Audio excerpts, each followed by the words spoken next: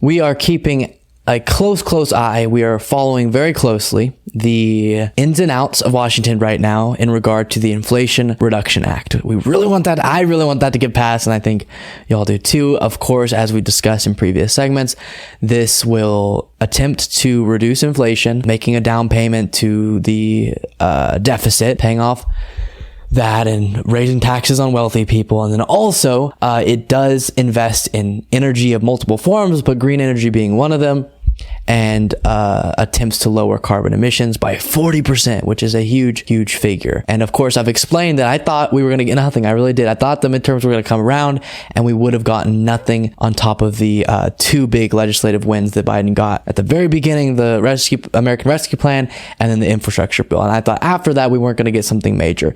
You could say that the bipartisan gun control bill is a success. It definitely was, but I don't think that falls into the major legislation category. But regardless, we're really excited about this, and it looks like it has the best chances of anything we've seen that is this type of bill that's been proposed thus far, namely because Joe Manchin came out and it's kind of his bill. He's supporting it. He's pushing for it, and it's the bill that he's willing to support after all of this obstruction. Now, who's the other person that's been blocking a lot of stuff? Kyrsten Sinema. So we have to keep an eye on her and see, is she going to support it? And it looks like, based on an article I'm about to read you from CNN, that she has one demand. She's not yet completely on board, but the demand that she has is both not horrible and very doable, and seems like something we could, I keep saying we as if I'm in government, that the Democrats could definitely make happen and thus get this bill passed, which would be awesome. So let's check that out. Reading from CNN, Sinema's support for the tax and climate bill could hinge on drought funding for the Southwest. As Democrats scramble to clinch a deal on their tax and climate package, a last-minute demand is coming from key vote Senator Kyrsten Sinema of Arizona. $5 billion to help the Southwest deal with its multi-year drought, which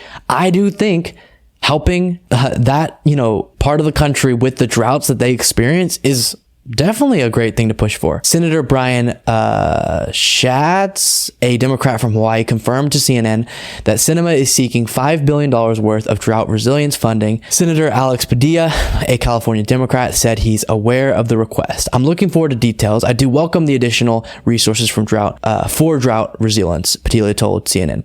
A senior Democratic source told CNN they believe Democratic leaders will accommodate Sinema's concerns, as well as her request to drop a $14 billion carried interest tax provision from the bill. Sinema's office did not respond to CNN's questions about the drought request. Okay, so in short, she wants something to address drought resilience, and I'm totally for that. She comes from Arizona. It totally makes sense why that would matter to her. I think it could be seen as a political win for her within her state, and she needs it because she's not popular in Arizona, and I'm really for that. I'm really for the idea of her using her leverage to demand something that's good for her constituents. That's what politicians should do with the power that they have, not just obstruct for obstruction's sake, or not obstruct to protect their special interests, all of those things. So if her one request, and she's being genuine, is, okay, she wants to drop the particular provision that's tax related, but if they're willing to accommodate that, all right. And then she wants to get drought funding, okay. Great, let's do it and let's get this thing passed. I'm totally on board with that. And unlike other situations with Kyrsten Sinema, I don't think this is just a ploy to completely stall the process, because previously she wouldn't make clear demands. It was so irritating.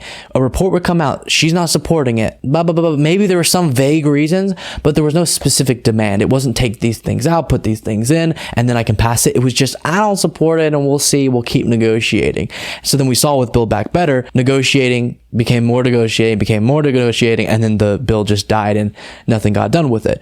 And so the idea that she's giving very specific things that she wants to change about the bill or wants to be added and subtracted makes me think she actually wants those things to happen, is willing to have them fulfilled, and then to follow through with the promise of supporting the bill. So another great piece of news. I mean, today's show has been very positive around the Inflation Reduction Act, because if they end up accommodating her particular requests, or I should say demands, and then she supports the bill and they get it passed, that is not only a win for Democrats politically, it's also following through on some of Biden's promises regarding the climate and Medicare negotiating drug prices, and it's just good for people. That most importantly, it's going to be really good for Americans, for the health of our climate, and for reducing inflation. So super good news, and let's keep our eye on Kyrsten Sinema, because hopefully this isn't just a ploy to stall it and then eventually say, no, never mind.